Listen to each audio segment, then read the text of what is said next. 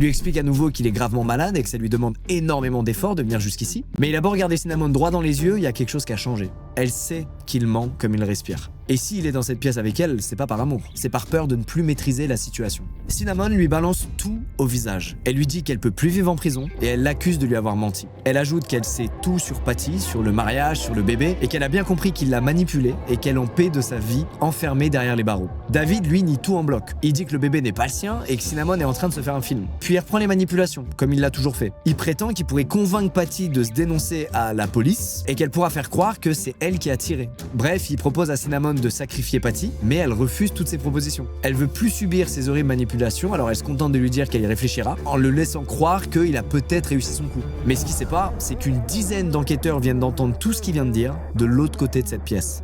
Avec ces enregistrements, Jay a désormais une mine d'or entre les mains. Il a la preuve que David n'est pas tout blanc dans cette affaire et qu'il savait très bien qu'un meurtre se préparait. Il a la confirmation aussi qu'il n'était pas fou de mener l'enquête pendant si longtemps. Son instinct avait raison et il s'apprête maintenant à sauver Cinnamon des griffes de son père.